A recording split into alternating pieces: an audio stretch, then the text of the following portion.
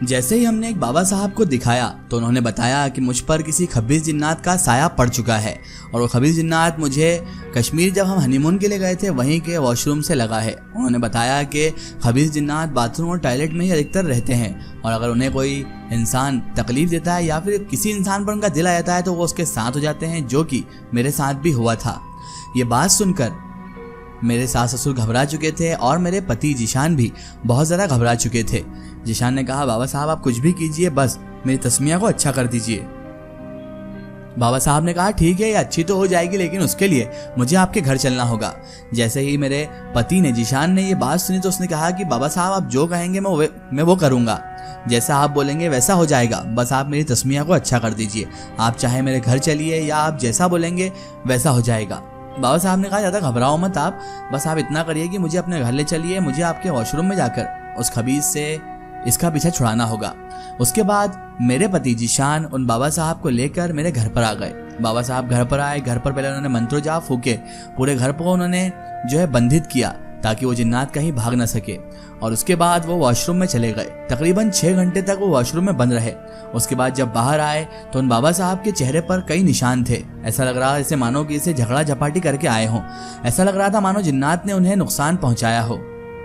वो बाहर आए और कहने लगे, देखो जिशान भाई, जिन्नात बड़ा जिद्दी है और ऊपर से यह खबीस जिन्नात है जो कि बड़ा ही गलीज और बहुत ही ज़्यादा गुस्से वाला और जिद्दी है, जो आपकी बीवी का पीछे छोड़ने का नाम ही नहीं ले रहा है। उसने मुझे भी तकलीफ और नुकसान पहुंचाने की कोशिश की है। आप मेरे चेहरे पर निशान देख सकते हो। और वाकई में बाबा साहब के चेहरे पर जो निशान थे उन्हें देखकर लग रहा था कि वाकई में जिन्नात ने उन्हें तबीयत से रगड़ा हो और तबीयत से उन्हें नुकसान पहुंचाया हो।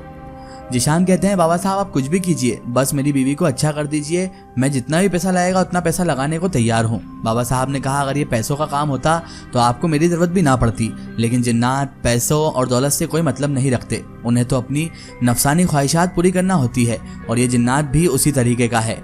ये आपकी बीवी से नफसानी ख्वाहिशात पूरा करना चाहता है। जिस तरह आपकी बीवी को उसके निचले पार्ट में दर्द होता है, उससे ये साफ साफ जाहिर होता है कि ये जिन्नात अच्छा जिन्नात नहीं है, बल्कि बहुत ही वहशी जिन्नात है और ये आपकी बीवी को बहुत सारे नुकसानात पहुंचा सकता है।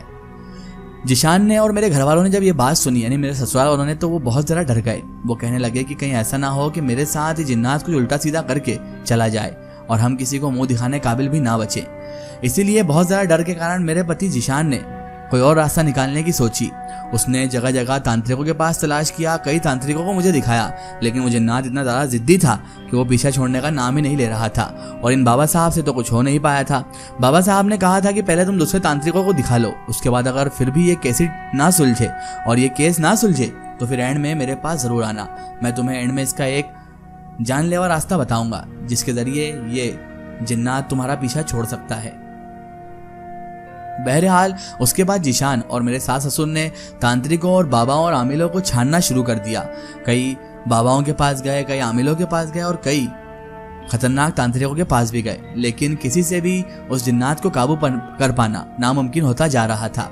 किसी से भी वो जिन्नात काबू में नहीं आ रहा था और किसी की नहीं सुन रहा था और मुझे लगातार उल्टी और उस जगह पर दर्द होना और उसके बावजूद मुझे बेहोश होना की नई तकलीफ भी चालू हो चुकी थी।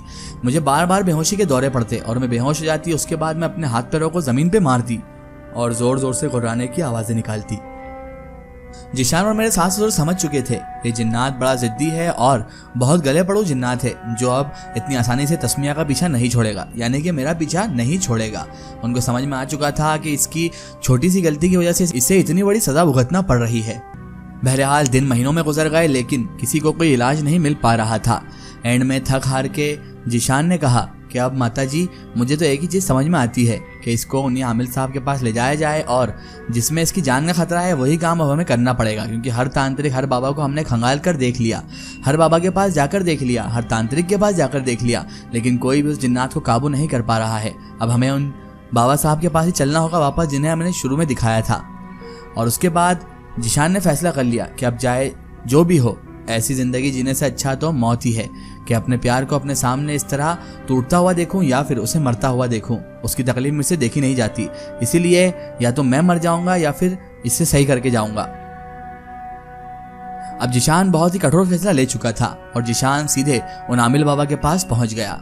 आमिल बाबा से कहने लगा, बाबा साहब हमने तमाम तर हथकंडे अपना लिए, तमाम तर तरीके अपना लिए, लेकिन वो जिन्नात, वो जिद्दी जिन्नात, खबीस जिन्नात इसका पीछा छोड़ने को राजी ही नहीं है। और अब तो इसके साथ नई नई चीजें होने लगी हैं। अचानक नींद में ये अपने पूरे कपड़े उतार कर बरहना हो जाती है और उसके बाद इसके साथ तरह तरह की हरकतें होती हैं, जो ऐसी शर्मनाक हरकतें होती हैं कि मैं आपको बता भी नहीं सकता।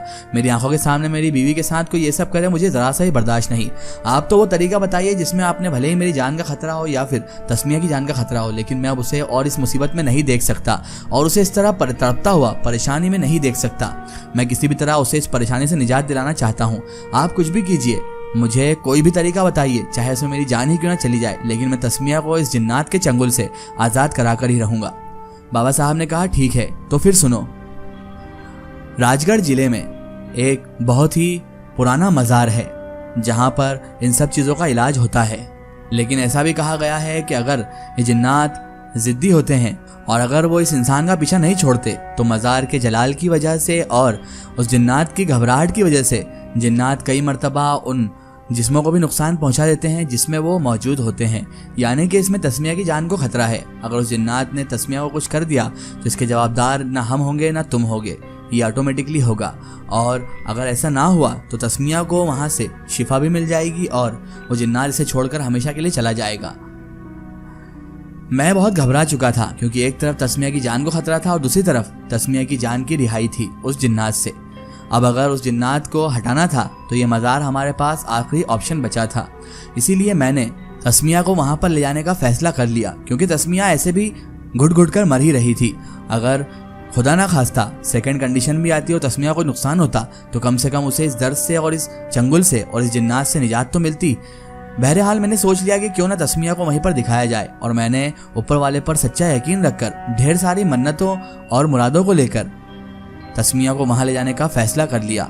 मैंने बेशुमार मन्नतें ले ली थी कि अगर तस्मिया सही सलामत वापस आ गई तो मैं गरीबों को खाना खिलाऊंगा, ढेर सारा चढ़ावा चढ़ाऊंगा और ऊपर वाले की राह में ढेर सारा माल भी खर्च करूंगा। उसके बाद जिशान मुझे लेकर यानी तस्मिया को लेकर उस मज़ार शरीफ पर चले जाते हैं। मज़ार शरीफ पर जैसे ही लोबान होता है तो तस्मिया के अंदर मौजूद वो जिन्नात उल्टी सीधी हरकतें करने लग जाता है। दीवार से तस्मिया अचानक सर ठोकने लग जाती है, जिसे देखकर वहाँ के मुजावर कहते हैं, तुम भाई दूर हट जाओ, इससे तड़पने दो, तड़प तड़प कर ही ये जिन्नात बाहर निकलेगा। उसके बाद वो बाबा साहब जो वहाँ पर मुजावर थे उनसे मैंने कहा कि बाबा साहब इसे निजात कैसे मिलेगी। तो बाबा साहब ने कहा, ऐसा जिद्दी जिन्नात बहुत ही कम लोगों के पल्ले पड़ता है और तुम्हारे पल्ले पड़ चुका है, वो भी तुम्हारी बीवी के। बड़ा मुश्किल है इसको अलग करना, लेकिन फिक्र मत करो, बाबा साहब बहुत जलाली हैं। जिस दिन भी इसकी गिरफ्त हो गई तो ये छोड़कर भाग जाएगा तुम्हारी बीवी को। और फिर एक जुमेरात के दिन ऐसा ही हुआ। जुमेरात यानी गुरुवार के दिन वहाँ पर स्पेशल इस काम को किया जाता था और जुमेरात के दिन अचानक उस जिन्नात की हाजिरी आती है और वो जिन्नात चीख चीख कर कहता है, छोड़ दो मुझे वरना मैं इसे मार डालूंगा। मैं अचानक उसकी आवाज़ सुनकर घबरा जाता हूँ, लेकिन वहाँ के मुजावर मुझसे कहते हैं कि ऐसी गिदड़ धमकियों से अगर डर जाओगे तो ना चाहकर भी ये तुम्हारी बीवी की रूह को अपने साथ ले जाएगा या फिर इसे जिंदा ही यहीं पर मार कर चला जाएगा। इसलिए तुम चुपचाप बैठे रहो और तुम इस तमाशे को अच्छे से देखते रहो। धीरे धीरे तस्मिया की हालत में सुधार होने लगा। वो जिन्नात पता नहीं कैसे पर उसको छोड़ने लगा और अचानक से तस्मिया बेहोश होकर गिरती है। तभी मुजावर साहब कहते हैं, मुबारक हो भाई, तुम्हारे बीवी का पीछा उस जिन्नात ने छोड़ दिया और वो हमेशा हमेशा के लिए इसके जिस्म से चला गया है। जैसे ही मैंने तस्मिया को उठाया तो बहुत दिनों बाद तस्मिया ने मुझसे होशो हवास में बात की और उसके बाद मैं उसे घर लेकर आ गया। उसके बाद आज तक हम कभी किसी अनजान जगह या जंगल वाली जगह पर कभी भी घूमने फिरने के लिए भी नहीं गए और आज तस्मिया और हम 2 बच्चों के वालिद वालिदा भी हैं। दोस्तों, अगर आप भी अपनी ज़िंदगी की कोई सच्ची कहानी या सच्ची घटना हमारे चैनल से शेयर करवाना चाहते हैं और आप चाहते हैं कि आपकी स्टोरी भी माई स्टोरी बुक चैनल से शेयर हो, तो आप हमें हमारे फेसबुक पेज पर कांटेक्ट कर सकते हैं और अपनी स्टोरी वहां पर हमें बता सकते हैं।